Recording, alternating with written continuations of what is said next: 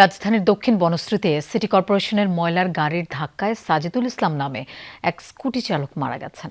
সকাল ৯টার দিকে দক্ষিণ বনশ্রীর সিঙ্গার শোরুমের সামনের রাস্তায় পেছন থেকে স্কুটিটিকে ধাক্কা দেয় গাড়িটি।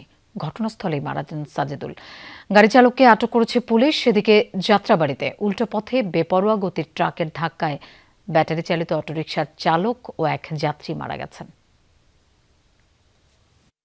স্কুটি চালিয়ে ছেলেকে মেরুলবাড্ডায় ব্র্যাক ইউনিভার্সিটিতে নামিয়ে দিয়ে বাসায় ফিরছিলেন সাজিদুল ইসলাম। তবে বাসায় ফেরা আর হয়নি তার।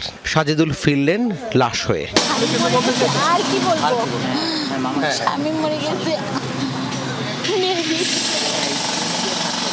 ঢাকা দক্ষিণ সিটি কর্পোরেশনের ময়লার গাড়ি সাজিদুলের প্রাণ কেড়ে নেয়। ঘাতক চালকের দৃষ্টান্তমূলক বিচার দাবি পরিবারের। তো বাসার কাছে আসছে তখন একটা মেবি সিটি কর্পোরেশনের ময়লার গাড়ি তাকে করছে, চাপা দিছে, সাথে সাথে স্পট ডেড হয়ে গেছে। অটো রিক্সা থেকে শুরু করে প্রত্যেকটা যানবাহন এবং সিএনজি বেবি ট্যাক্সি যেগুলো আছে, মানে কোনো তোয়াক্কা নেই, আইন কানুনের কোনো তোয়াক্কা নেই।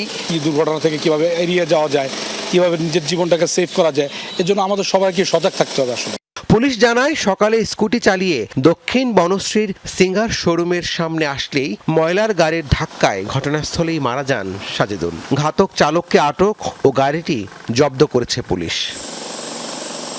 এদিকে রাজধানীর যাত্রাবাড়িতে উল্টো পথে বেপরোয়া গতির ট্রাকের ধাক্কায় ব্যাটারি চালিত অটোরিকশার চালক ও এক যাত্রী মারা গেছেন। শুক্রবার রাত ১টার দিকে যাত্রাবাড়ির মীর হাজিরবাগ কাঁচাবাজার এলাকায় এই দুর্ঘটনা ঘটে। ঘটনার পরপরই ট্রাকটি জব্দ ও এর চালককে আটক করেছে পুলিশ।